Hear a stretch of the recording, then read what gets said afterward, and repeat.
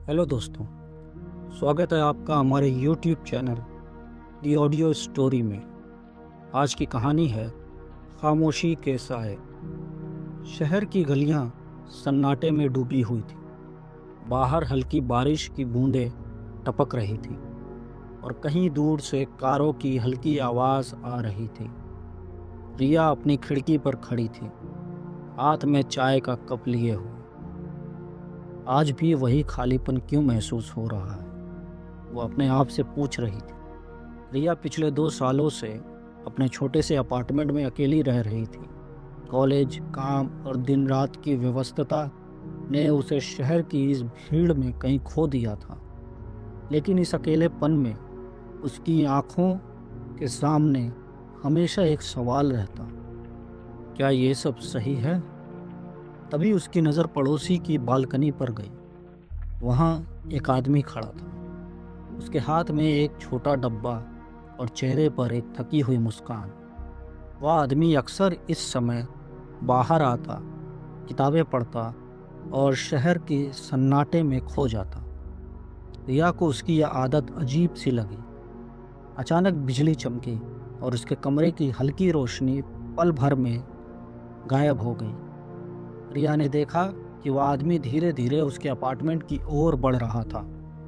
दिल की धड़कन तेज हो गई, लेकिन जिज्ञासा ने डर को पीछे ढकेल दिया। रिया, क्या मैं अंदर आ सकता हूँ? आदमी ने दरवाजे के पास खड़े होकर कहा। रिया ने झिझकते हुए सिर हिलाया। मेरा नाम अर्जुन है, मैं आपका पड़ोसी हूँ और मैं आपको कुछ बताना चाहता हूँ। रिया ने एक हल्की सी मुस्कान दी, लेकिन उसकी आंखों में उत्सुकता साफ झलक रही थी।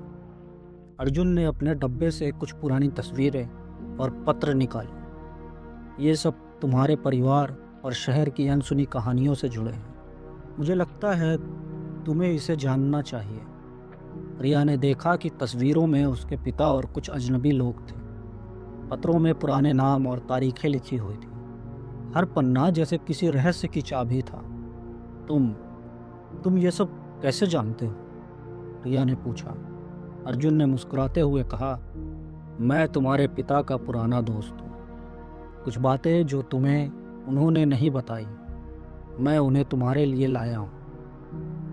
रिया का दिल तेजी से धड़क रहा था। अब उसे पता चल गया था कि उसकी जिंदगी में कुछ छुपा हुआ सच है जो अब उजागर होने वाला था। अर्जुन ने धीरे धीरे रिया को शहर के पुराने मोहल्लों और उसके परिवार की कहानियां बतानी शुरू की। तुम्हारे पिता दूसरों की मदद करना चाहते थे, लेकिन कभी कभी वह अपनी समस्याओं और डर को छुपा लेते थे।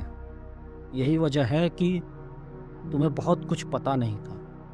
रिया ने महसूस किया कि यह कहानी सिर्फ किसी और की नहीं थी। हर घटना, हर संघर्ष, हर खुशी उसकी अपनी यादों से जुड़ी थी। और यह तस्वीर, उसने एक पुरानी काली सफ़ेद तस्वीर उठाई। अर्जुन ने कहा, यह तुम्हारी माँ के कॉलेज का ग्रुप है। तुम्हें लगता था कि तुम्हारी माँ ने अकेले तुम्हारे पिता से शादी की, लेकिन सच्चाई इससे अलग थी। रिया ने गहरी सांस ली। उसे लगा जैसे पुरानी परतें धीरे धीरे खुल रही हों और हर खुला परत के साथ उसकी समझ और जागरूकता बढ़ रही है। अगले कुछ हफ्ते रिया और अर्जुन अक्सर मिलते रहे। रिया ने महसूस किया कि इस दोस्ती में उसे सिर्फ रहस्य ही नहीं, बल्कि जीवन की सच्चाई भी सीखने को मिल रही थी। एक दिन जब वह दोनों बारिश में भीगते हुए चलते थे, रिया ने कहा, अर्जुन, मुझे डर लगता है। अगर मैं अपने अतीत और सच्चाई से नहीं निपटी तो क्या होगा? अर्जुन ने हाथ उसके कंधे पर रखा।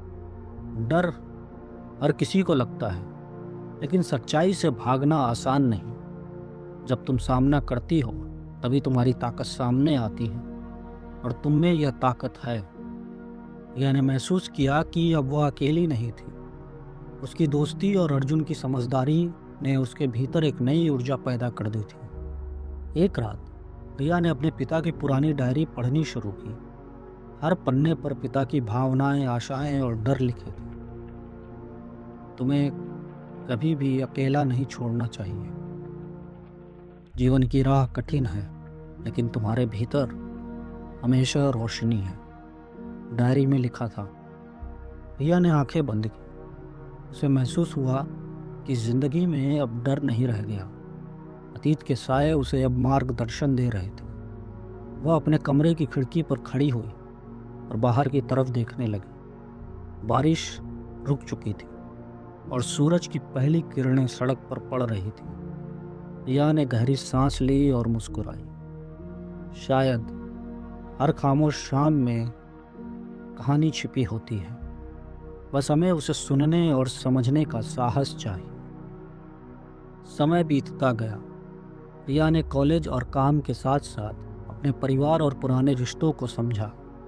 अर्जुन अब से पड़ोसी नहीं बल्कि मार्गदर्शक और दोस्त बन गया था। शहर की भीड़, सड़क की आवाज़ें और बारिश की बूंदें सब अब उसके लिए सिर्फ सन्नाटा नहीं बल्कि जीवन की कहानी का हिस्सा बन गई थी।